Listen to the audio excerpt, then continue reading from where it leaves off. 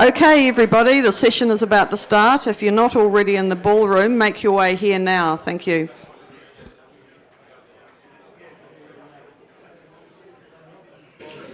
Right, everybody. Oh, that's better. Thanks, Kim. We have 7 speakers over the next segment. And just a reminder before we start to use Slido to ask questions throughout all the presentations, and Kim will be updating the board, so don't just wait till the end. At the end of the session, which is at about 12:20, there'll be time to take questions of all our wonderful speakers, okay? Gives me great pleasure to invite Tane van der Boon, Founder and Chief Executive Officer of Inviol, who'll be co-presenting with Abby Brown from Americold.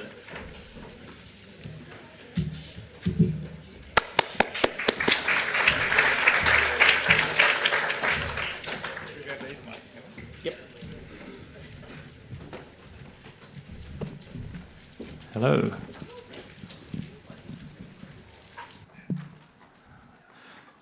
Awesome. Well, yeah, exciting times. Really enjoyed the last presentation, and I suppose we're leading on a little bit from that. So today we're looking at a more specific use case, operational health and safety. How can you guys make your businesses operationally more efficient and safer at the same time? And that's the core focus of today. I've got Abby with me from Americold. She's been on this journey with us recently. She's had some awesome results. So I'm just going to run you guys a quick little look through some of the solution today, specifically to cold storage, and then also bring in Abby to talk to you guys a little bit about her journey. So where do we start? Inviol was founded on this idea that complacency creeps into our businesses every day. Over time, people get used to things not going wrong, right? They get used to the forklift going where it should. They get used to things not falling from height. They get used to things not breaking or failing, and all of these things are happening in our workplaces. And so over time, we're taking more and more risk. And so what our purpose is to identify this risk early, to proactively enable you to identify it creeping into your workplaces. But more importantly, how do you actually action this data? So we saw this presentation, and sure, we've got a camera and looking and we can do an analysis, but how do we make that data something operational, something purposeful that you can take to your team to drive real change? So that's what we do here at Inviol. We identify risk early, and then we give you guys tools to coach and train your people, because at the end of the day, we still have people working in our sites. We just want to empower them to make their teams as safe as possible. And so I'll just show you a little example. This is our confined loading space detector. So obviously we've got a machine following a person directly into a dock. Obviously something we don't want to see. How did this guy get himself into this situation in the first place? Well, he's gotten used to nothing going wrong when this happens. But imagine if that person pressed the accelerator instead of the brake. You know, what happens? Some of us have actually seen that, and the results are pretty catastrophic. So if we can detect this type of behavior early, we can stop it by talking to people, coaching and training them, understanding what's going on, and then reviewing our policies all the time. And by the way, this is not Americold footage. Abby's site's much safer than this, especially now. Loading and unloading. So this is actually where we started with Vulcan Steel. Vulcan Steel were our first customer and investor. And obviously the key thing here is this person doesn't need to be here next to that load when that forklift's loading, right? So we can detect this type of thing early. We can, again, take it to our teams. We can have a conversation about it, and we can transform what is a video into something that's objective, right? What could have gone wrong here, guys? How can we make change in and around this? So our tool actually helps guide you into those conversations and transforms something that's usually quite subjective, like my opinion. I think it's unsafe to stand next to a forklift when you're unloading it, to something real. You know, what could have happened? That steel could have fell directly onto that person's head. MHE exclusions, obviously something you guys would see all the time. So how do we keep distance away and around different people? How do we stop them being hit by machines? Something we can detect all of the time. And then further to that, we actually dynamically understand the risk of the situation. So if we look at something like this, this might happen 1,000 times a day in your business, right? You might breach your 3-metre exclusion rule just because of the operational constraints that exist. So it's not just about detecting what's going on, it's about understanding and analysing it to give it a rating of risk. Once we understand how risky it is, we can drive and get the right results to the right people.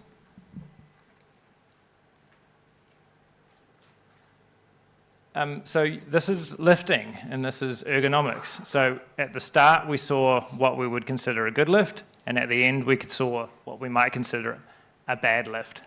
Again, we just try to keep these simple, right? We can take these examples to the team, we can coach and train them, we can talk about them. So I suppose the range of detectors and the things that we can start to look like are pretty endless. But really, again, it's the most important thing is how you take this to the team and how you drive change with the results. And so I've been talking about this and how you take it to the team and how we keep it simple. And so we've really taken a bit of a utilitarian approach to this, right? We want this to be a tool that shift managers can use, something that's really easy. They can understand what happened yesterday, and then they can take it to the team and talk about it. So what our tool does is it essentially gives you a little list of things to review. That's the one at the top. So there's one here left for me to review. This is triaged based on risk. So I can see the risk rating of what happened. And what that means is you sort of envision it as a dial. I can determine how many events that my team should see per day, right? So if I've got 500 a day in the dispatch zone, for example, I might want to just show the dispatch PM manager 5, right? So in the morning, they're opening up Inviol before they start their day. They're reviewing 5 events. From those events, they're picking what they want to take to their team. So again, it comes back to that communication with the team. Then they go into a little coach bucket. And so that coaching bucket is essentially where all the events live until it's time for our toolbox meeting. So with a click of a button, you can actually generate a toolbox meeting for the team and have everything there ready for you to have that coaching and training session, have those real conversations. And those real conversations is what drives down risk, and what drives down risk is that safety culture change on site. And so next, we're going to bring up Abby. Abby's going to talk about a key couple of learnings from the Americold results here down in Christchurch. Yeah, thanks, Tane. Tane, we've had some really good results out of Inviol on our docks. So we've put it into Helwan Drive, Roger's site. So most of you know Roger in the room. That facility, the dock is very congested at the moment. We're currently going through an expansion project. And yeah, the guys are very confined, and we've had really great results on there. Our guys have really loved the video footage, being able to put the video footage in front of them so it's actually real, not just because Abby walked in there and told them, you could actually see it. And they've really, really enjoyed that. So yeah, we had some really great results. The guys have loved the system. You know, it's really improved the culture on the site for the safety side of it. Just making them aware of the, you know, how close they are putting themselves at risk. And yeah, just working through that. So it's been, yeah, great for our guys. I might just touch on this before Abby does. Pretty amazing results. Abby saw over about 2 months a risk reduction of about 77% across the cameras that we're monitoring. That's nothing changed. So a key things here to highlight, right? We were seeing 277 odd groups of events a day, and that's gone down to around, you know, anywhere between 50 and 80. So, you know, at least a third. But the key thing that we monitor as Inviol is risk. So it's not about the number of times that something happened, because the number of times that something happened is actually pretty meaningless. How risky were those things that happened? Every time a machine goes past a person at 1 metre is not the same, right? It could be driving towards them, or it could be driving away from them, could be driving next to them. How fast is it travelling? Has it got a pallet on it? Has it got 2 pallets on it? Can the driver see? There's so much complexity in these environments that we need to consider, and that's what the risk rating represents. It doesn't represent how many times something happened, it represented how many times something happened and how risky was that, and then how does that track over time. And I think, again, over time is really important. That is a 7-day average that we're looking at. Safety culture doesn't change over time, but if we're starting to see consistent results, we count that as positive. Yeah, so, and the thing too is, like, even though at the start we had, you know, greater than 200 events, the system with the triaging and the risk analysis means that I'm not sitting there, or our team's not sitting there reviewing 277 events. It's reduced right down, but the other events are there. You can go back in and see them if you want to. But that was the big thing. We didn't want something that somebody would just sit there all day and analyse videos and stuff. And also the ability to export those videos off. So, we can export it off to share it with our transport partners or anything like that, anybody else on site, which is also, good for our guys passing those learnings on. But yeah, you can see there that we've had a really good drop-off, great interaction with the guys on the floor, with those coaching moments, putting them into toolboxes, showing them videos and getting that progression. And so I'll just touch on a couple of things there, and I think the key one to highlight is what Abby said. Like, we never showed Abby and the team 200 things a day. Like she said, they were there in the background. You could go and have a look if she wanted to, but we just focused on the most 5 to 10, maybe 20 things, depending on how risky things they were per day, right? Which means it takes 5 to 10 minutes to look at. This is a tool that makes you safer and allows you to be operationally efficient at the same time. So it empowers operational people from that perspective on site to actually review and coach things with their team as easily as possible. So that's really a key thing. A couple other things I think I'd just explain on this page. We look at risk by policy, so this isn't percentage of number of events, this is what your risk is coming from, where in your business it is, and then you can see a breakdown of high risk versus low and medium, which is quite cool. Obviously, just a little summary of our reporting, not all of Abby's results, but a phenomenal shift, and I think even better, the ability for them to manage it and maintain it over time is pretty amazing. Yeah, the database and working with the software too, it's really, really easy. If you want to get in the nitty-gritties, run Power BI reports, etc., you can, if that's your type of thing, but for guys on the floor, it's really simple for them to use. On a device, etc. as well. So that was a big thing for us. So we've got a few people that are technophobes, but they can manage it, so it's really cool. So I've deleted all the words from the slide on purpose, so you'll listen to me talking. But just really roughly how this works and the processes that Abby implemented with the team, I think is really important to go through. And this is what our platform helps to support you. So how do you actually build a process and a workflow with AI alongside tooling in your business and keep that as simple that your shift managers can run the app and have these sessions, right? It's got to be that simple. It's got to be that easy. So the policy breach, so that's our little box plugs into your existing CCTV. You don't need new cameras. We don't want you to monitor every camera on site, right? You pick some key high-risk areas and we will monitor them for you. No capital expenditure, it's just a software package that runs alongside your CCTV. Event reviewing is the next stage. So was that typically you, Abby? Yeah, it is. At the moment, it is myself. We've added in one of our supervisors, and Rog himself got in there as well. But yeah, it's just to get a more senior set of eyes reviewing those data, and then we allocate it out to our team managers to have a chat with the team. Yeah, so someone on site is responsible typically for reviewing, for picking the ones, further refining what they might want to get to the team, and also assigning them to the right people if they need to go to someone specifically for coaching and training. When you're reviewing, it gives you a real opportunity to look at your 5 to 10 highest risk things on site to get a real good understanding of what's going on in just 5 minutes. And then I suppose our next step and the most important piece that I've been harping along about all day is that coaching and training component. So then our platform moves into coach and train mode and you take those videos specifically to the team. And what does that look like for you guys? Yeah, it's been great putting them in our toolbox meetings in our staff room up on the screen or taking a device out to the floor, showing those guys. We have our own previous program, but it's actually nice to be able to put the video in front of them so they can actually see what's going on, why we do hub about 2-bay rules and that type of thing as well. And so, one of the questions we always get asked when we're talking to companies about this is, how does the team respond? And actually, my answer to that is really well, but you need to be completely transparent with them, right? So that's from the offset. We introduce it early before it goes live. We talk them through what it's doing. But what typically happens is, there's a little bit of hesitation around it, but as soon as we have that first toolbox, that first training and coaching session, in and around it, that fear goes away. They can see what the purpose of the tool is. It's there to keep them safe. We're only highlighting high-risk things. There's not someone watching them all the time, and everything's thrown away, essentially in real time, unless there is a breach on site.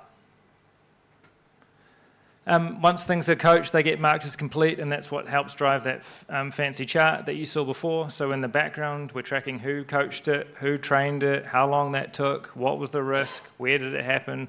All of that detail that you can imagine is all captured automatically in the background, and then at that high level, Abby, for example, if looking after multiple sites, she can start to compare risk between different sites, understand where those key areas of risk are, what policy or what location, what's causing this risk and why, and then drill into it and start to learn more and then go approach it with the appropriate people in the business.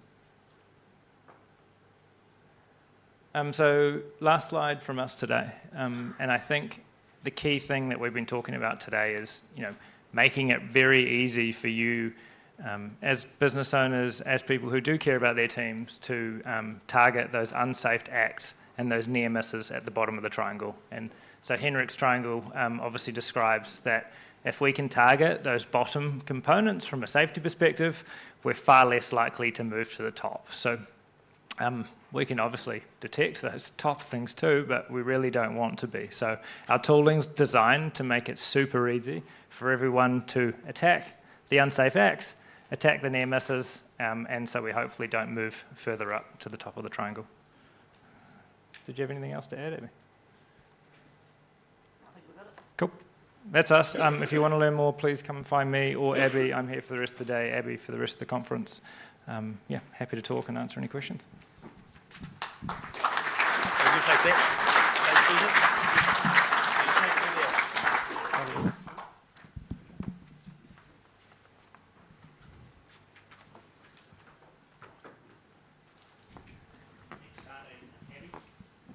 Just a reminder, re-Slido, and you can, apart from putting questions up, you can actually vote up or down on the questions, as obviously we'll get more and more questions as the speakers are there. And apparently there's on the sidebar, there's a little tool there where you give a thumbs up or thumbs down to questions. So if anyone's asking a ridiculous question, you can give it the thumbs down. Okay? Now, bound to be a couple of those. Now listen, now it gives me great pleasure to introduce Bede Cammock-Elliot, the founder of SEO, S-E-E-O. Bede.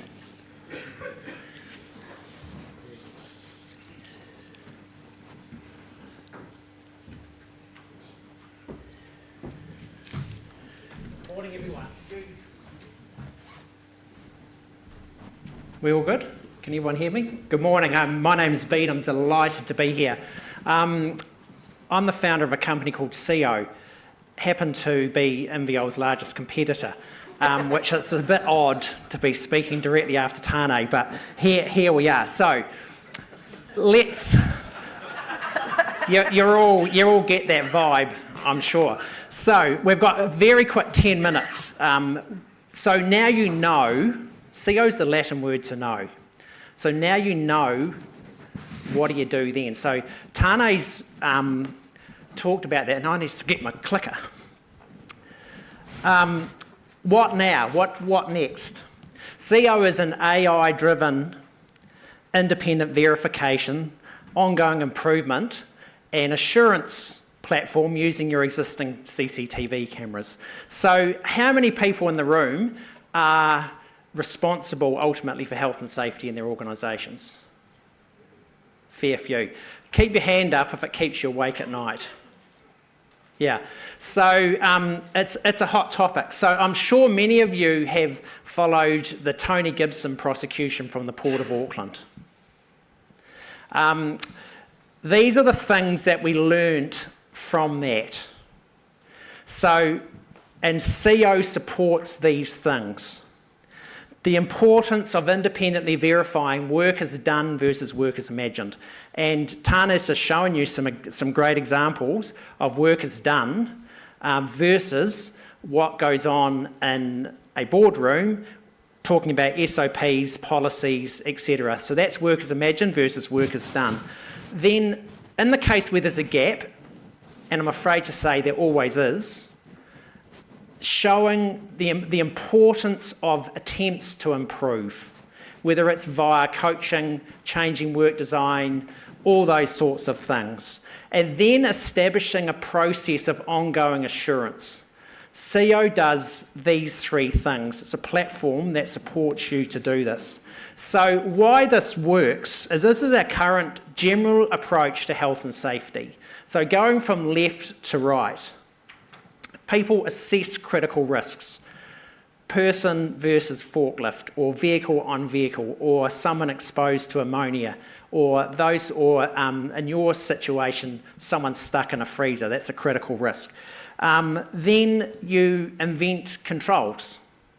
People were supposed to maintain 3 metre distance, etc. Then someone gets injured, and that's how you know whether your policies and procedures actually work. So, or you stand there with a clipboard and observe. And then you toolbox and coach and change policies, etc. So this is fundamentally reactive and data poor. With a solution like CO, this changes. You have your critical risks, you design your controls, and then in real time, independent verification of events as they occur. Sub-second, knowing that something's happened.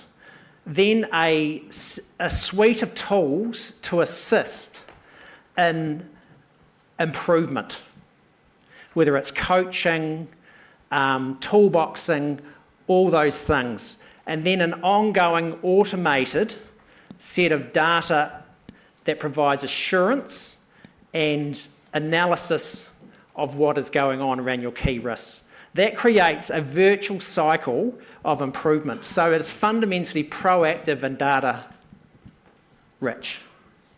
This slide this is real data from one of our customers. To the left of the dotted line is an example of a national operations manager who had CO and did nothing.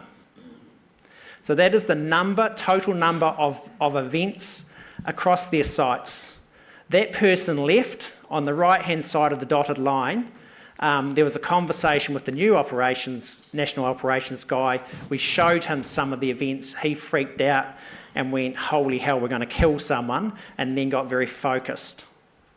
And I'm going to share with you a laundry list of what they did.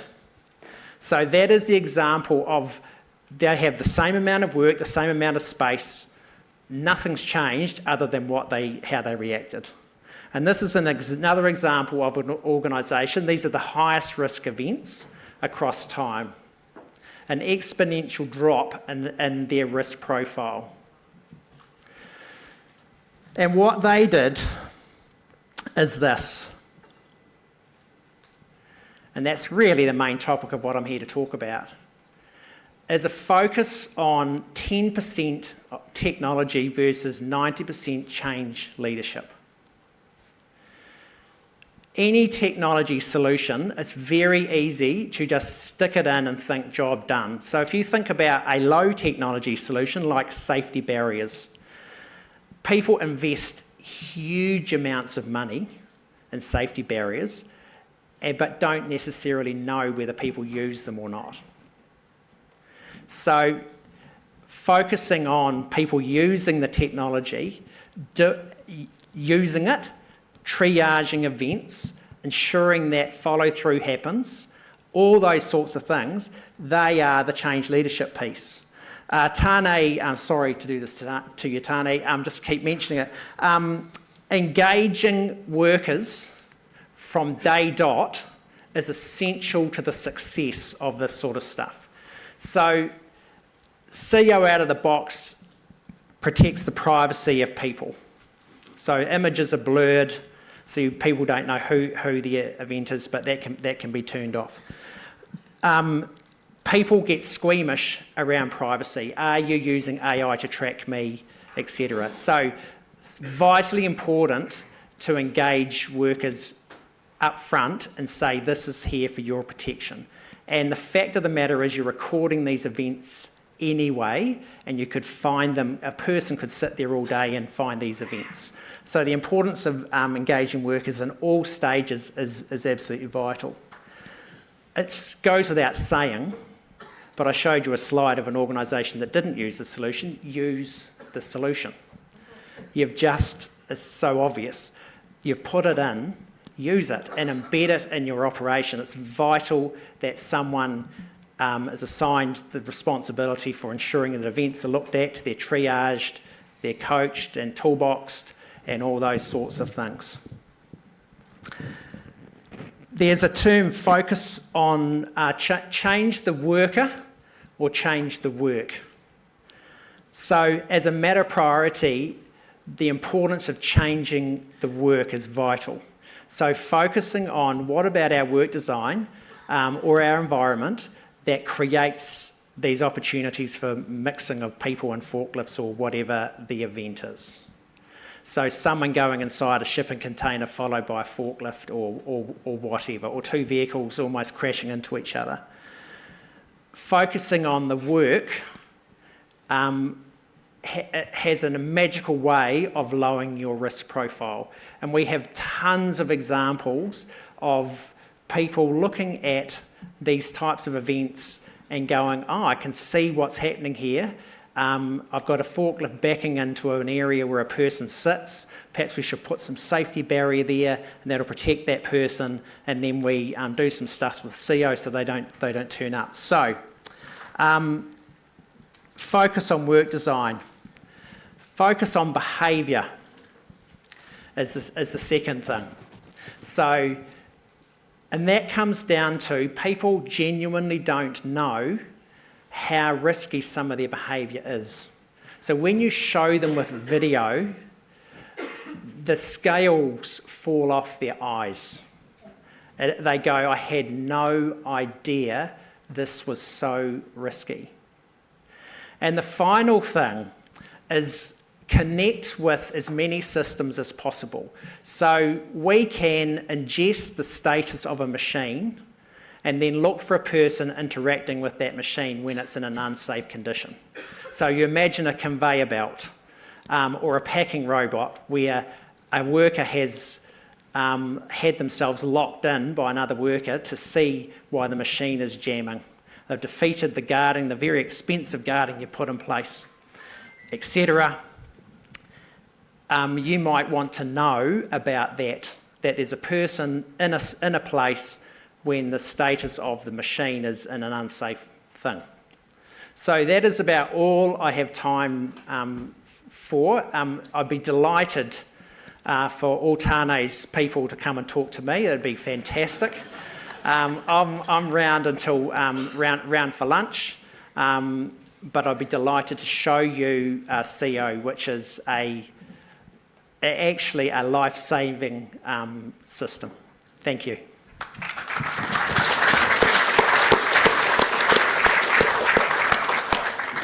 Thanks heaps, Bede. Abby, you better sit between those two, I think. Could we fly with you guys all right together? Okay, that's good. Right, just a reminder about Slido. Just keep using Slido. They've only had a couple of questions up so far, and so keep them coming in for later on, please. Now it gives me great pleasure to introduce Suyash Baicho, Refrigeration Business Unit Manager with Eurotec.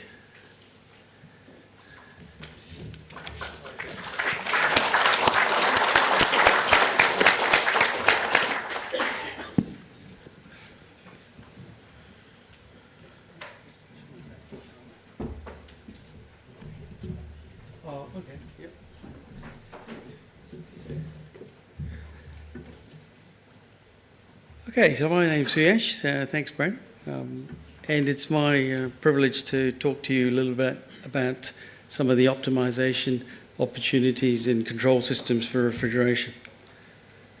I thought it might be interesting to use AI to ask it what it knew about energy efficiency. So I got Google Gemini and typed in energy efficiency for cool stores.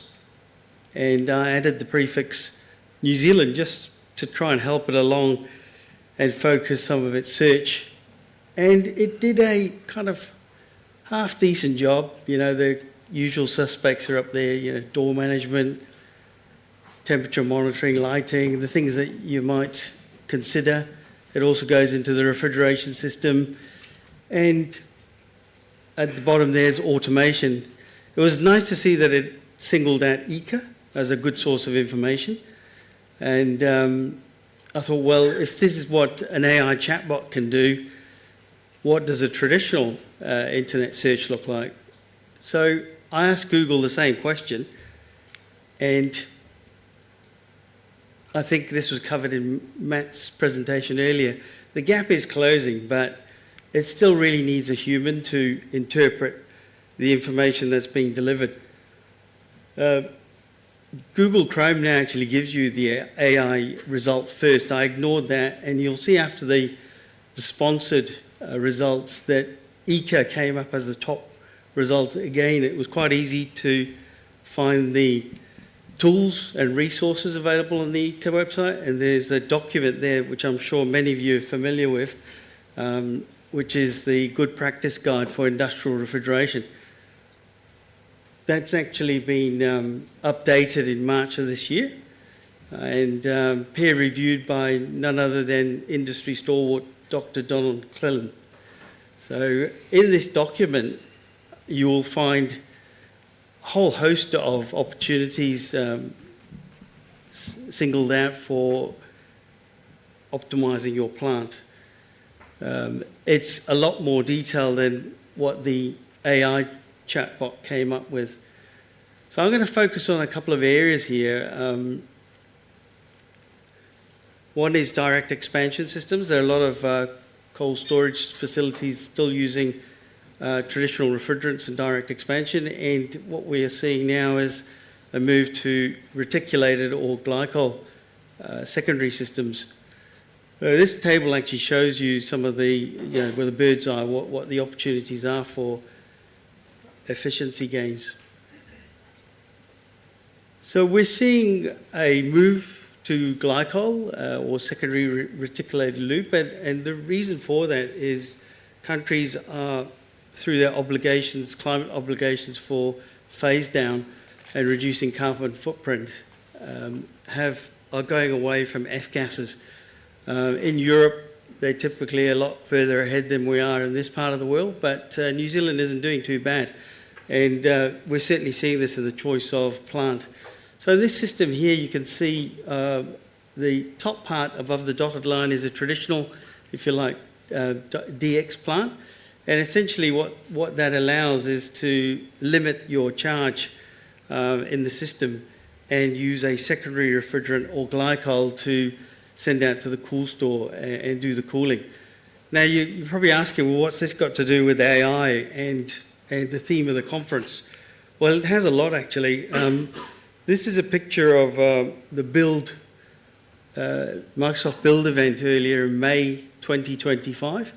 And that's Satya Nadella, the keynote speaker and also the CEO of Microsoft, standing in front of one of their new AI factory design servers.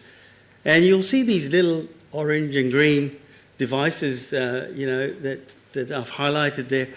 These are actually a smart energy valve. So they're fully IoT configurable, and they've been driven by a AI engine to optimize the refrigeration system.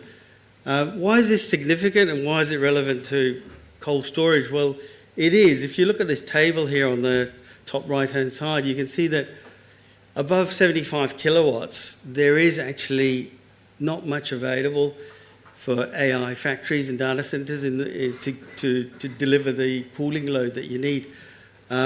So once you get above 200 kilowatts, you're now heading into the realm of cooling and maintaining food.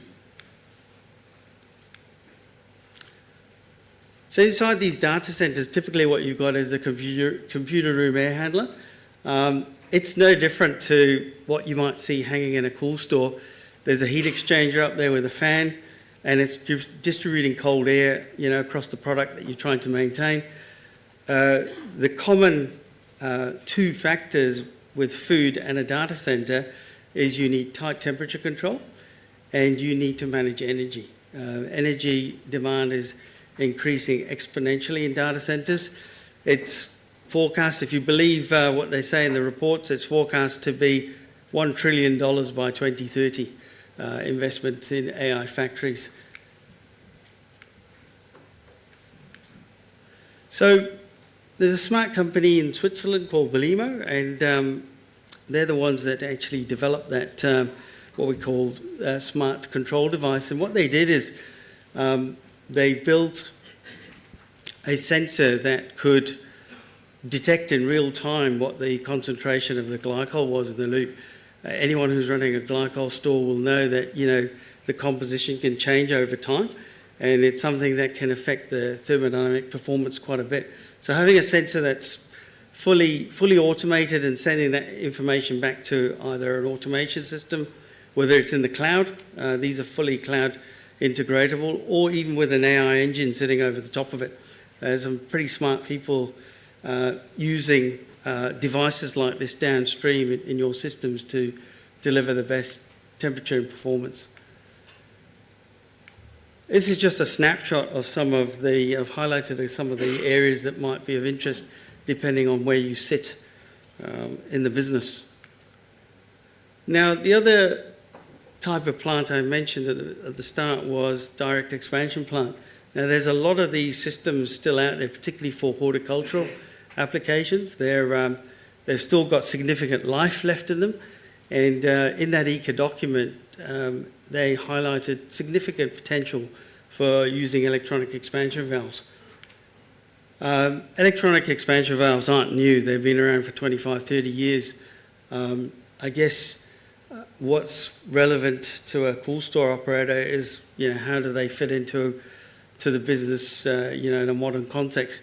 Well, the electronics is really where a lot of the magics happen, just like the previous smart valve for glycol that I showed you, energy valve. These are fully integratable into a bigger control system, whether it's cloud or AI driven.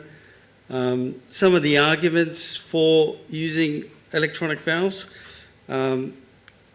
just like in a AI data center, you know, maintaining load and conditions, particularly when there's changes in usage, is quite important. This graph showing a pull down performance is, anyone knows that when you harvest product and bring it into the cool store, there's a lot of heat, and getting that heat out of the, whether it's kiwi fruit or apples, whatever it is, can make the difference between nice, stable storage and long storage until you're ready to on-ship. Mechanical valves don't have that efficiency, and you can extract more capacity out of your plant if it's available. The other thing is stability and temperature. So data centers have the same challenge in maintaining, you know, nice stable conditions for their computer equipment to run in.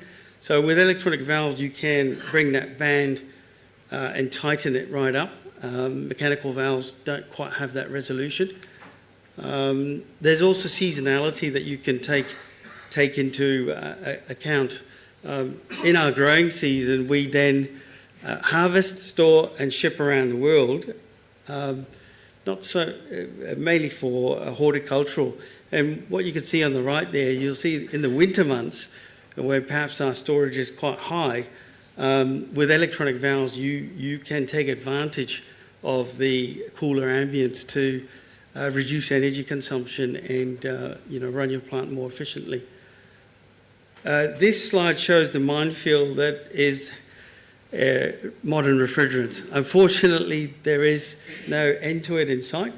ASHRAE are registering new variants, blends all the time. So electronic valves can actually mitigate the need to actually go and cut a valve out of your cool store, throw it away, because they're very specific to the refrigerant. Software can be upgraded, whether it's, you know, online via cloud, and you're up and running. So it can mitigate risk. Reliability is another factor. Whenever you use anything electronic, you want to make sure it's going to work. Luckily, these things have been around, like I said, for 25, 30 years. In a modern context, the electronics have been stress tested, you know, with many million cycles, particularly temperature cycles. And if you've got one of these devices and it's 15 meters up in the air with a full cool store, the last thing you want is to have to move stuff around for a service, or an engineer to get up there and fix it. So they're tried and tested, and you'll be able to sleep at night. And that last slide just shows some of the rigorous testing that's done on some of these electronics to deliver that performance. That's it for me. I'll be around for the rest of the conference, so if you've got more questions or would like to know more, please come and see us. Thanks for your time today.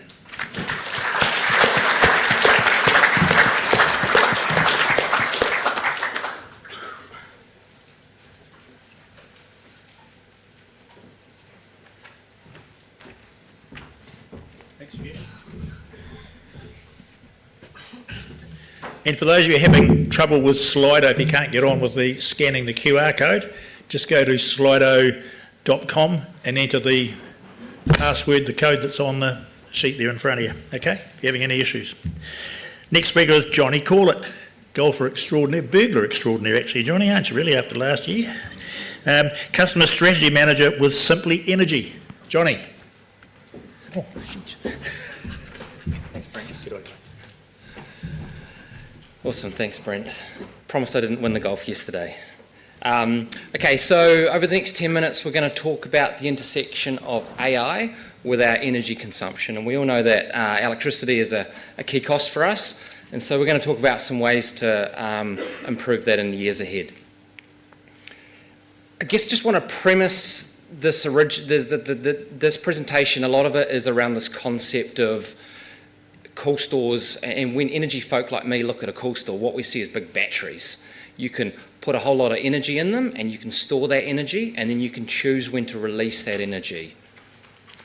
So let's talk about how we might use that and how we might kind of introduce some flexibility into our operations. And so we're going to kind of talk about two horizons. The first is things that we can do here and now. Then we're going to just cast the net a little bit further out and say, I wonder what the art of the possible is, and I wonder where kind of energy optimization might be going in the future. So if we're not doing any flexibility on our sites at the moment, then that's okay. We haven't lost anything. There is just an untapped opportunity there. A lot of us have got some flexibility, and I've been chatting to a few people around here today who are already looking at data. They're already looking at the electricity tariffs and ways to optimize that. We're also working with about 60 cool stores who are participating in a thing called the reserves market. That's around being on standby to support the grid when something goes wrong in the grid, and those people get paid for that. And then there's also some kind of early signs of AI, some things that we can adopt right now, and I'm going to go into these in a sec. And then finally, I just want to kind of paint a picture about what a fully optimized, fully automated kind of AI-driven cool store might look like. And so this is really in tune with forecasting, so it really understands what your forecasted load might be, but it's also in tune with some of those energy markets which aren't static. These markets are dynamic, and therefore your cool store needs to learn and adapt with those. And AI isn't kind of, as we've seen this morning already, AI isn't a million miles away, and kind of one little example that I wanted to bring to life here is that I talked about all of those cool stores that are already kind of participating in the reserves market. As part of that, we need to put high-speed monitoring on those sites, and so we're collecting 1-minute data about energy consumption on those sites. And that's not at a kind of gate level, revenue meter level. That's actually at an engine room level. And if you think about all of those 1-minute packets of data over a week, over a year, over multi-years, you end up with a lot of data. And as we heard already this morning, that these models need a lot of data to train on. And so what we're able to start to do is, with all of these sites where we're capturing, is start to predict what their energy consumption might be over the next 7 days. And you can see an example up there. This one actually is an EV charger, and EV charging is like the hardest load to predict because people are just plugging in, but there actually is even a pattern to that. But you say, well, how might I use a load forecast? Like, what can I kind of practically do with that? And so here's an example of, well, actually the Electricity Authority and various regulators in New Zealand put out a forward view of what electricity prices are going to be in New Zealand. And there are, as you'd expect, there are big ups and big downs. And they've got smart algorithms that are predicting what prices are going to be. So if you know what your load is going to be, then maybe you could start to shuffle your consumption. This would all be done automatically in the background to start to place it in holes where electricity prices are going to be cheap. It's a pretty easy concept. But I kind of acknowledge that not everybody is on an electricity contract that's on the spot market. Your electricity tariffs probably look a bit more like this. And so this is a 2-day period, and there are these 4-hour blocks. You can kind of see a morning peak and an evening peak, and then that trough in the overnight. And so if we can reduce load when electricity's high and increase load when electricity's low, prices are low, there's a pretty clear energy saving there, right? And so what I wanted to do is just bring that basic concept to life through a case study, and I'll talk about kind of the downstream kind of savings. And so this is a Hawke's Bay-based Apple cool store. There are a heap of these floating around, and there are all different shapes and sizes and operations.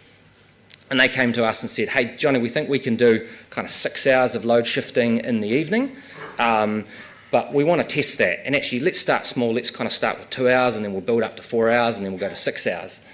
But also, product quality is really important to us, so we've got to really keep an eye on that. And so what we did is we put in a whole lot of energy monitoring in their engine room and a whole lot of temperature sensors throughout their site. They didn't have a lot of this already, but we put temperature sensors outside, inside, probes within fruit to get a really good understanding of this dynamic between energy and temperature.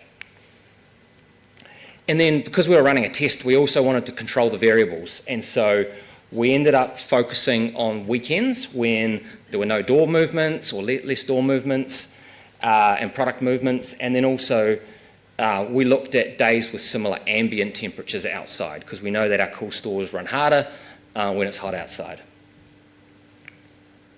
So let's have a quick look at that data. And so you can see here, this is the energy consumption with those kind of 6-hour period from 6 p.m. to midnight, where basically the energy consumption drops off a cliff, as you would expect. And then you can see that spike straight afterwards, which is where the compressors fire back up again, and they are kind of recovering that temperature.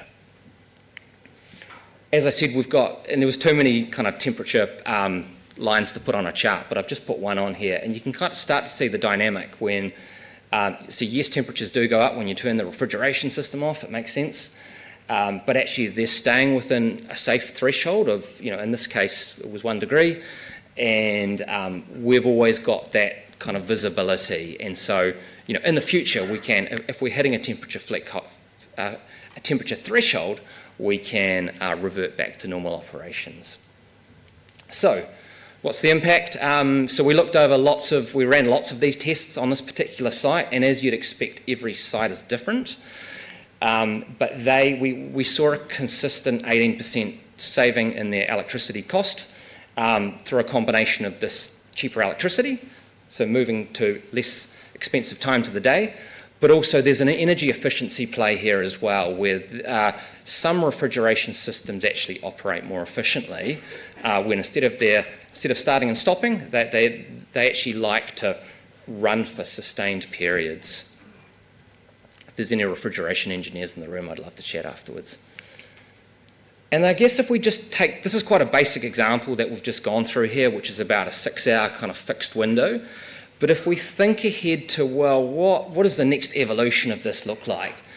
And so we think that would be pure AI, where there is obviously this real-time temperature monitoring, but also it would have visibility of forecasts. It would know what temperatures are coming down the pipe. Potentially production forecasts too. It would look at electricity prices, and then finally it would look at market opportunities. So what we're seeing at the moment is, yes, there is your electricity tariff, but we're also, for example, got a number of networks talking to us at the moment. So local distribution networks saying, hey, Jonny, we'd love for you guys to plonk a really big battery right in Mount Maunganui or right in Queenstown at the moment, because we've got an upcoming constraint here. And actually, we've got batteries in all of those locations at the moment. They're just in the form of cool stores. So I guess bringing some of these concepts to life, what hardware do we need to put in place? What kind of systems do we need to put in place? You guys know your refrigeration sites and your systems and your infrastructure. The first step of this is usually advanced metering, and you may already have a suite of metering already, and we, as I said, we installed lots of metering. What we're starting to see now is a lot of wireless metering, and so on the left here you can see one of our drop-in meters. What they do is that they clamp around a cable, they farm a little bit of energy from that cable, so you can install them in 2 seconds, clamp it around, 3-phase or single phase, and that provides data wirelessly back to your centralised system. Same applies to temperature, sensors and probes. So this one here's got a 10-year battery life on it. Put a couple of these at different heights in your cool stores, put some in within product, and you're operational within a few hours. And then finally, if you've got power quality issues or you have an existing suite of existing meters, we want to ingest all that meter data as well. So that data generally goes into like a centralised hub, a SCADA, you can call them different things. You can see an image of the boxes that we kind of install on sites. They are generally just collecting data and then they are sending it wirelessly up to the cloud. And so why does it need to be in the cloud? Well, that's where the AI, that is where the engine room of this future world is going to be, and so the data needs to be sent there.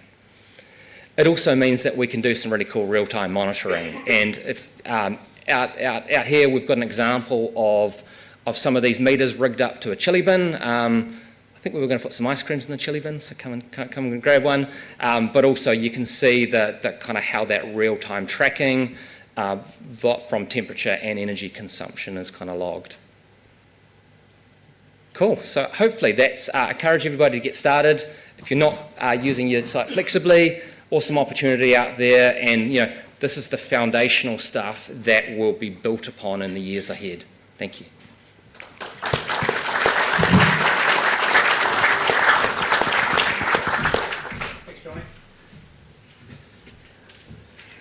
Well, our next speaker is Rob Deane, Regional Sales Manager for Dematic. And could we please, as we can see, we're getting a bit thin on the questions.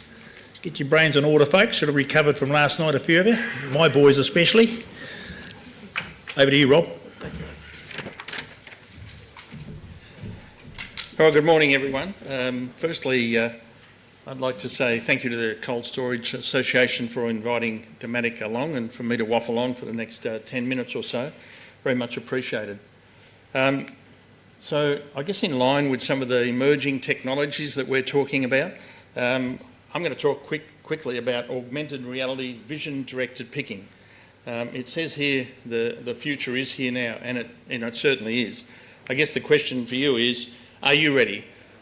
We think the market is ready. We've already started our first deployment in Australia for a national dairy company. So we'll dive into this technology in the next few slides. Before we go to the future, I want to dive back to the present, and I think some of you in the room are certainly customers of Dematic. Some of you aren't, and maybe you don't know much about Dematic if you haven't heard of it. So we've got a number of divisions across Dematic. One of them is Integrated Systems Group, who do really high-end automation, ASRS, goods-to-person, robotics, conveyors, that sort of thing. Those projects are, tens of millions to, in some cases, hundreds of millions in terms of a project. The Storage Equipment Division, which we manufacture our own racking in Sydney and Belrose, and distribute through a distributor model. In fact, just last week in Auckland, we had a distributor conference of the distributors that provide and deploy racking here in New Zealand. I'll skip over the next one. The next one there is mobile automation. So mobile automation is automatic guided vehicles, MHEs, running around with no one on them. So, 24/7 lights out type technology, generally doing repetitive tasks, picking up, dropping off. And they're also manufactured at our plant in Belrose in Sydney. All of these solutions are underpinned by a customer service model across each of the divisions, including the Connected Workforce Solutions Division, which is the one that I partly manage. In terms of that, I think I'm going really well with timing here, which is great, smashing it. In terms of the CWS, or Connected Workforce Solutions Division, we do a whole bunch of stuff, from Android RF type devices from the likes of a Zebra, or from other business partners, Honeywell, who are represented here today. Barcode label printing, also in a cold store environment, generally with heater boxes surrounding them. Voice and vision, I'm going to talk about vision separately, but voice is a very important part of our business. We've been doing voice for, I don't know, over 20 years plus. We're the largest provider of voice in the ANZ region. I think from a Honeywell perspective, we probably deploy something like 80% of their projects around the country. And vision is is now an extension of that in some shape or form. Wireless networking, so the sort of wireless networks that we all connect to with our various devices, we deploy those across distribution centres. Not only deploy them, but we project manage them, deploy them, and then support them thereafter. We have our own software team based out of Sydney that are doing all the connectivity between whatever solutions we have and what we take to market. Projects team, and as I mentioned, a 24/7 support model. So that's the present, but let's go back to the future and start talking about our vision-directed picking. I've got a short video here for you.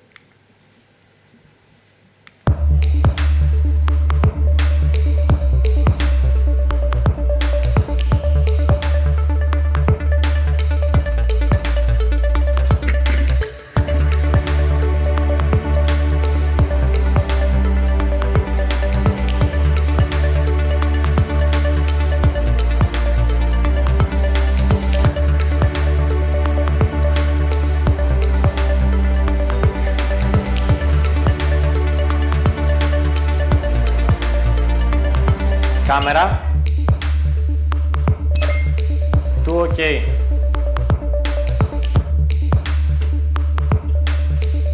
Camera. Exit.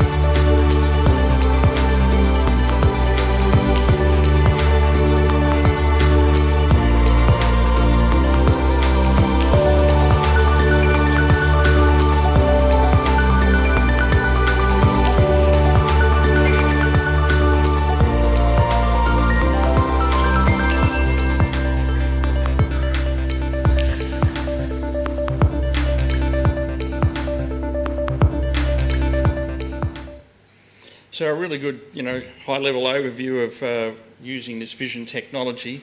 And that was in an ambient or chiller, I think, fridge, DC, moving around bulk. So there's different types of applications of the picking technology, and that one's used by Coke. That video doesn't have any sound to it, but it just gives you an idea of just what the picker is seeing in their glasses. So it's giving them a representation of not only what they're picking, where they're picking it from, the quantity to be picked, and that UI, and I'm going to talk about it in a second, is highly configurable. So it's not, you don't get that UI and you can't change it. You can have what the next pick is. You can probably have an idea of what the pick list looks like. The video now is talking about third-party type support, so remote support to people in the shed and talking to them and guiding them by seeing what they're seeing. So, quite a number of different applications, not just vision picking per se. This video, also no sound, but this is DHL, who've done a global rollout of vision picking, not in this part of the world, this is in Europe. So they, in terms of metrics, they saw something like a 15% improvement in pick rate, which I actually think is probably on the conservative side. We've done some proof of concepts with some large companies in Australia and seen somewhere between 15, 20, and in one case over 30% productivity. But I guess it very much depends on what base you're coming from. So if you're coming at sort of low base, you're going to see a greater delta. This is a trolley pick. Now, it's not only putting the pick into the trolley and telling the operator where to pick, it's also saying where not to pick. So if a picker happened to put an item into a tote incorrect tote, it'll tell the picker, hey, you're in the wrong tote, put it in this tote. So that addresses things like accuracy and mispicks. The other thing that I saw in a proof of concept that we did probably in the last month was the take-up rate. So, you know, you look at this, and someone mentioned change management earlier, you look at this and, you know, this can be quite a change. The POC that we did for a very large global 3PL, we had them up and operating in about, 30 minutes or so, which just blew my mind in terms of absolutely not seen this before. Put the headsets on, and I've got my model over there who's going to show us in a minute what the headsets look like. They were up and going in 15 minutes, and they were close to the same pick rates of an experienced member. So if I look at vision picking, one of the key things of it is, as I mentioned, the UI or user interface. Highly configurable. You can have a graphic of just what's being picked. Again, addressing the accuracy thing if the SKUs are fairly similar in the way they look. But location, description, bin quantity, and then the quantity being picked. So the UI, again, highly configurable. We do that in conjunction with you guys rolling it out. If I could ask my model now to...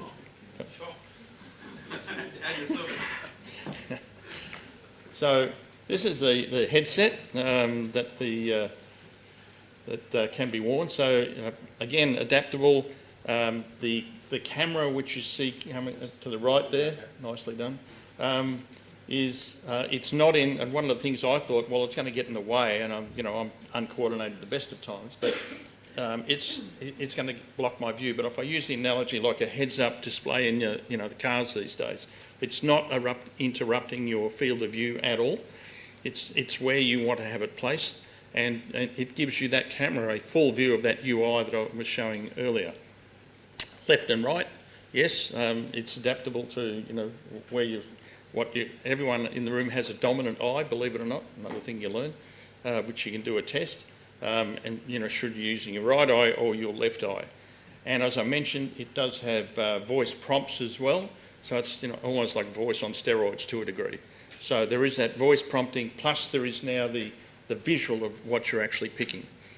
If there's a concern about accuracy, you can also use a Bluetooth scanner, which is on the wrist there, to add if you want to have validation about what you're scanning. So, and that's Bluetoothing to the system.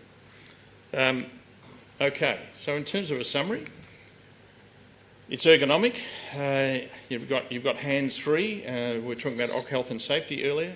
That's a real consideration.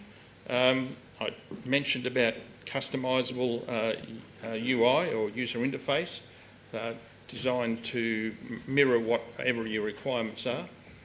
Voice-directed prompts, just as we have in our voice solutions that we deploy already, and they're the scanning options that Ankit was just showing earlier. So, probably a bit over the top. What are you waiting for? Come and talk to us, I guess. But we're talking about the future, but the future's actually here now. And as I said, we've actually started our first project in Australia for a large dairy company. And they're going to start seeing those sorts of results that I was talking about earlier. Down to the last 5 seconds. So if you want to have a closer look at this technology, you can actually demonstrate it over to our little stand, which is hanging off the end of the stage there, and you can do a pick by using the headsets and technology we already have in place. So bang on time. Thank you, everyone.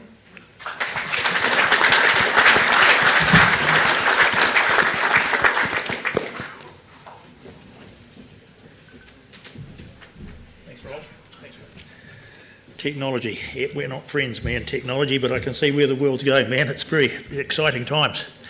Now, it's a great pleasure to invite Michael Virag, Senior Business Consultant with Honeywell, to the stage for his presentation.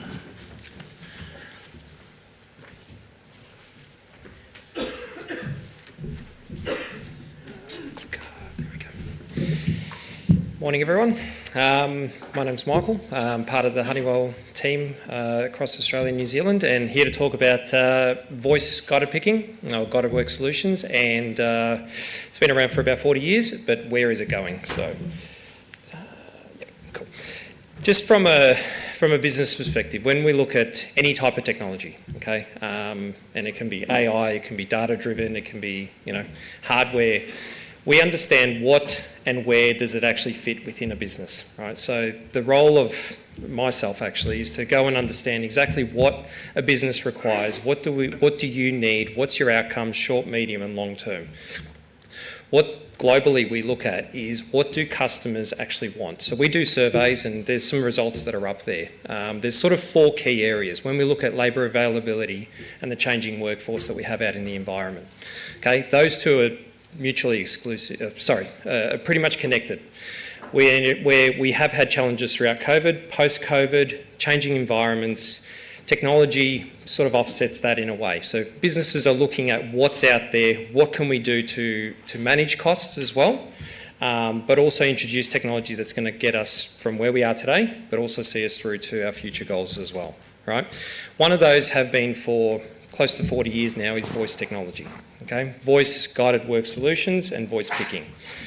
At the end of the day, it's all around providing productivity and back to your operations via process improvement. So understanding end to end, what do you do, how do you do it, where does technology fit into it, where does voice help productivity, hands-free, eyes up, you don't use a phone, well you shouldn't, while you're driving to text and to take phone calls.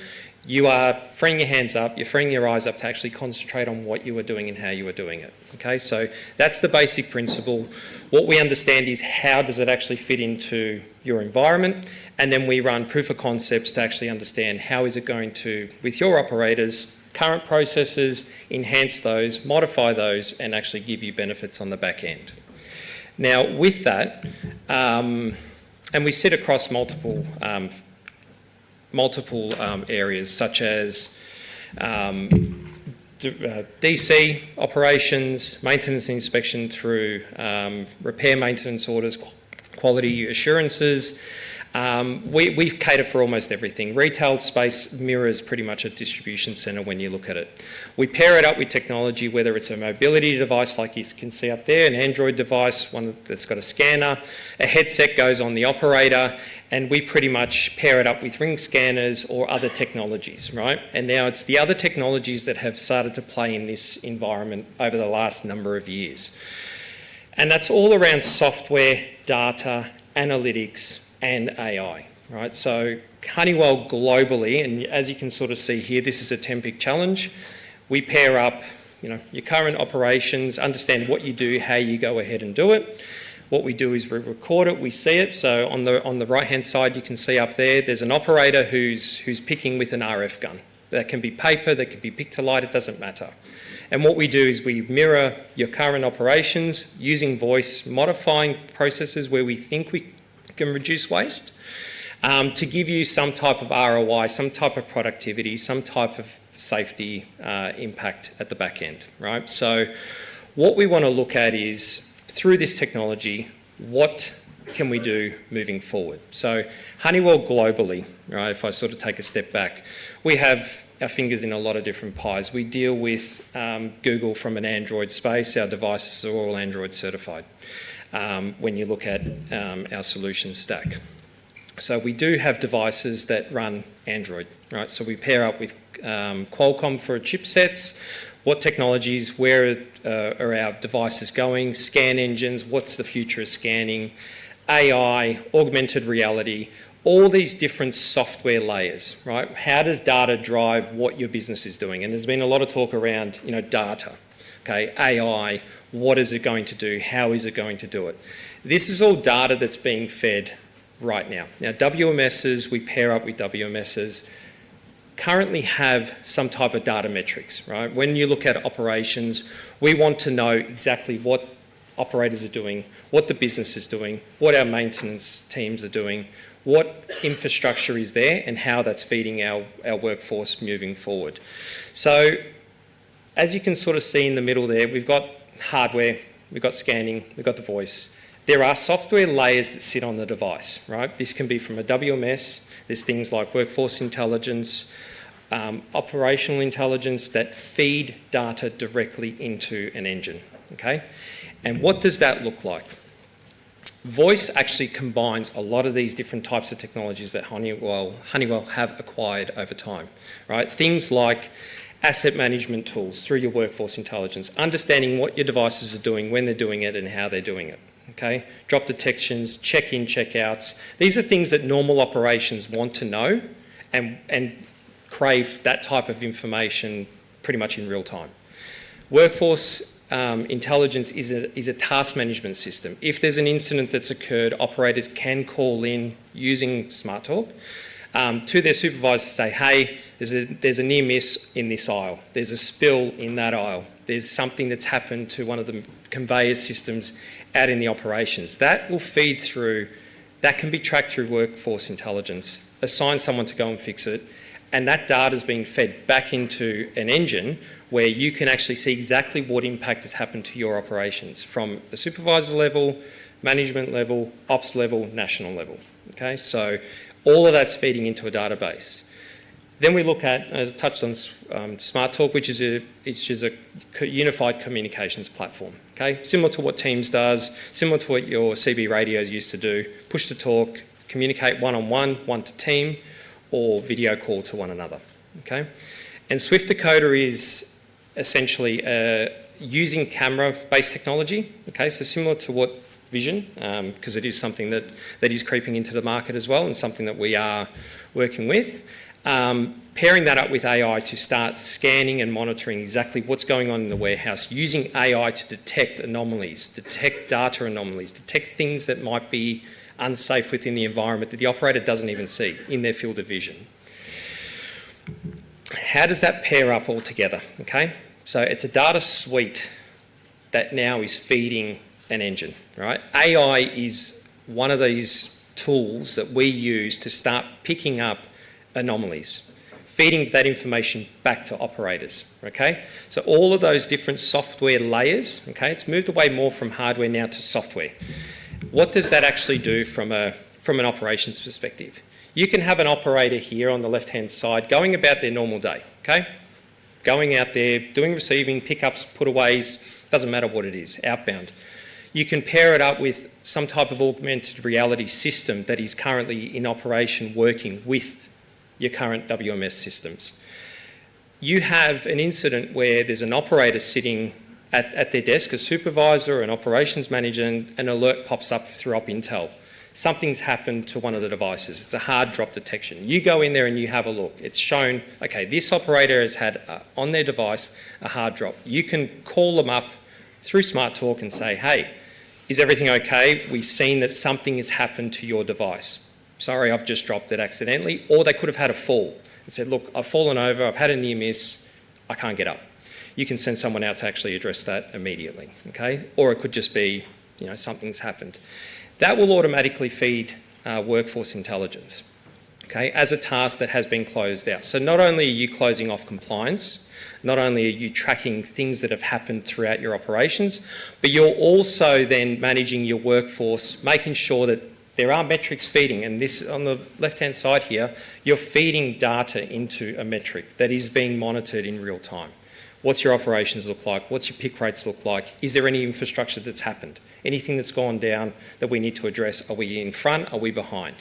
It gives you, as an oversight, away from sort of just your operations and your efficiencies, now these are tools to actually drive your business further. Where can we flex up and down during seasonality? Where do we need to work to improve on, you know, not just the large gains, but now the smaller macro gains that we need within our operations? And we go through a process, understand the operations through walkthroughs, understand the criteria of what your business wants now and into the future. Run on-site proof of concept using your operations, see what technology can fit into your business, not just now, but also into the future, and then start a deployment through our partner network. So I've got about 45 seconds left, so that's pretty much it for me. So thank you.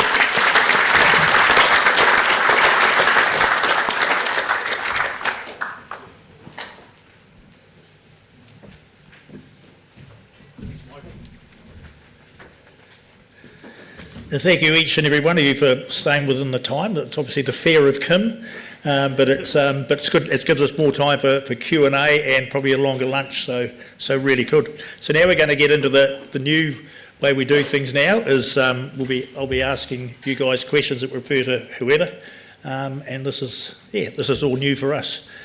Right, Inviol, what area can a risk assessment camera cover? Well, I suppose the simplest way to think about it is if you can see it from your CCTV footage, there's no reason we can't see it. We have specific detectors and around, machine, people exclusion, speed, dock drive off, a range of different things. And then, which could even trigger a real-time alarm, and then through to things that are more like compliance, right? Have I damaged a rack, and those types of things are features that are starting to come out in the platform. So both from actual risk detection through to more ongoing compliance and understanding of your site. I hope that answers Thanks, the Hannah. question. Thank you. Well, I suppose, Bede, do you similar? This is my opportunity to go way better. Just thought I'd give you both a chance to answer the question, but in fairness similar. We have a new version of CO that is going live at the end of this week that will blow your mind. That's all I can say. Yeah. That's enough. I think you've said enough. Thank you both. Right, the vision picking, to be with you, Rob. The examples shown are quite distinctive items. Does it work well for cartons in specific batches or manufacturing dates? Yeah, really good question. To be honest, it's probably more attuned to carton picking, each picking, where accuracy is really important. One of the POCs that we've done with the automotive parts provider, hundreds of SKUs, all looking fairly similar, and accuracy was one of the issues that they wanted to address. Using vision, being able to identify what's being picked, not only by just the SKU number, but visually as well, makes it more attractive using vision picking for carton picking and each and piece picking just as much as bulk. Okay, well the next one's for you too. Okay. It's cool technology, but have the picking glasses been assessed for risk with interruptions to vision? Yeah, really good question. So I guess Dematic, we don't put our name to any solutions that are going to cause any OH&S issues at all. So seeing what's being done throughout Europe, and you saw some of the larger companies there that have adopted this technology, they've assessed the OC health and safety. We did a lot of trials before we even thought about taking this to the local market.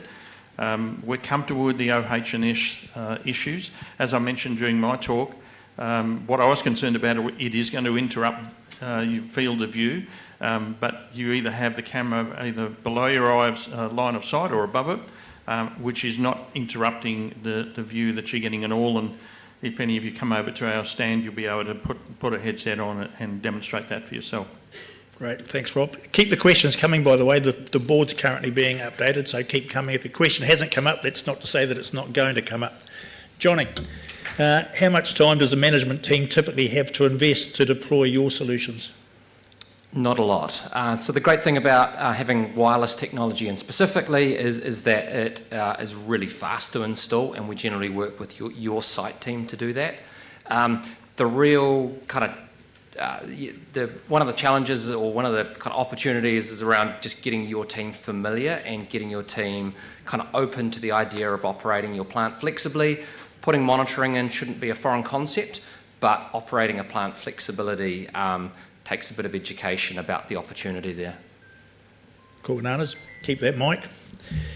Do you need a SCADA or hub to collect data from sensors, or can data go straight to cloud for dashboard reporting? In short, you don't need a SCADA or something central. So the wireless meters that we're in the sensors use a technology called LoRa. It is a Spark. Spark has a LoRa network in most regions of New Zealand that operates just like the cell towers. If you operate in an area that doesn't have good LoRa coverage, you can also put a gateway in, and there's an example of one of those actually on our stand. It's just a little box which is got about a 1 kilometre radius that can pick up various sensors in the region. Okay, there's always a bit going on with electricity. Obviously, the next one's for you as well, because everybody's power bills are going through the bloody roof. I know ours are. So is the reduction of energy use and efficiencies gained in a position to offset the growing energy load required for AI data centres to operate? Gee, that's a tough one. That's probably a Mark Stevens one. That's got Mark Stevens written base. He says no. In New Zealand, we haven't seen a lift in data centres. So there's been a lot of big data centre companies looking at New Zealand, but actually most of them thus far have been located abroad. One step at a time, let's focus on what we can control, which is our own plants and reducing the energy consumption there. And then the market will decide whether those data centres come to New Zealand or they find a cheaper location to host them. Okie dokie. Thanks, Johnny. We'll give you a break for a little bit. So for Rob, so does this apply the same to directed put away as an inbound via voice optimisation? Yes, it does. So it's similar to voice, where generally the journey with these technologies quite often starts off with picking, but can evolve into a lot of other applications, whether it's directed put away, whether it's replen, whether it's dispatch, whether it's stock inventory counting.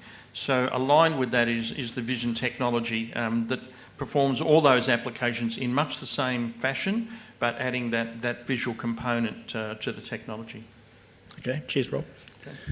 So, Michael, we keep glass and shattering plastic out of our freezers for food compliance purposes. So what type of shatterproof options do you have available? If we're talking about our products and our hardware, I'm assuming that's what the... Let's assume that, yep. Our devices, depending on what type you go, they're all Gorilla rated shatterproof glass, so that's pretty much the only, other than the lens on top of the scan engine, which is also safety rated as well. We pretty much have ruggedised devices that are dropped to concrete. We do have specifications around the testing and tumble rolls, drop from heights as well. So they are rated for all types of environments, food and industrial. So, yep. Cool as. Tane, what's involved with the setup of camera zones? I think this works.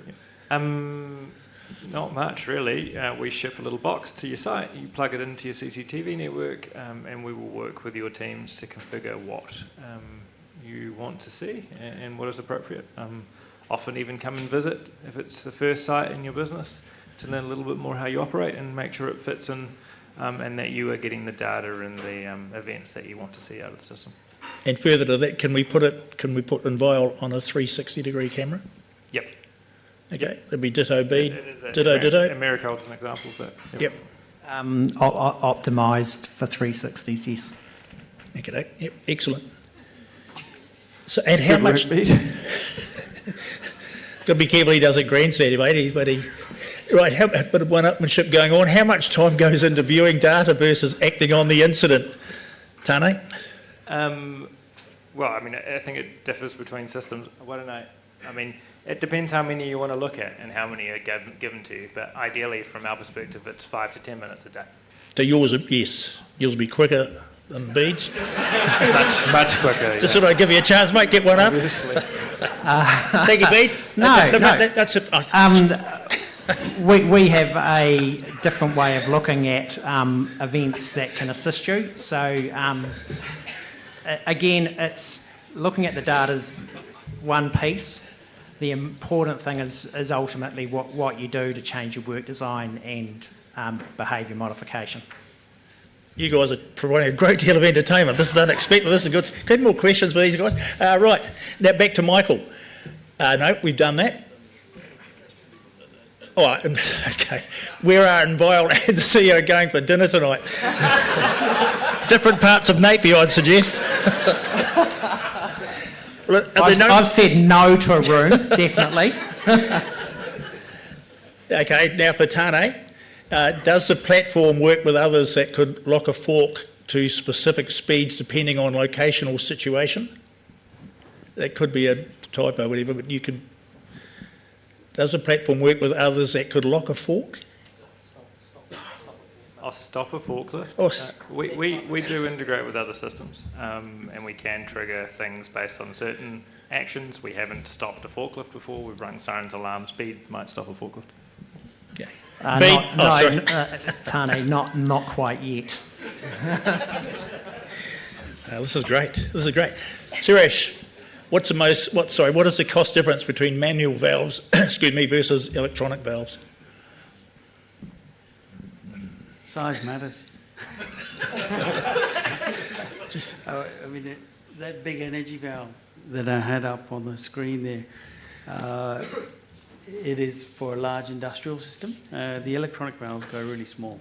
So it depends on the size, really. Excellent. Yeah. Thanks, Suyash. Yeah. Is there anybody beavering away with any more questions to come? We're not taking any from the floor. We've done that. You got no more? Okay, thank you all very much for your time and being up on stage the whole time, basically you guys down the end and everything, and the entertainment just went up a couple of levels with you two, but thank you all very much for your time. It's been a really neat session. Now, we'll resume. We're having a longer lunch break now. We'll have 80 minutes instead of the set down for 60, which is good. Make sure we get round to all the stall holders. And bearing in mind the theme of the conference is AI, obviously, and it's really cool that our suppliers are changing with AI and moving forward. So I think it's going to be really good the next session, this Arvo, and tomorrow. Now, everybody seems to congregate out the front. There's now going to be a catering stall is out here in the plenum, just behind there. So instead of everybody just going out there, if we could spend time around here, we must visit all the sponsors and everything, all the stall holders, okay? You've got 80 minutes, well, actually you've got 78 minutes and your time starts now.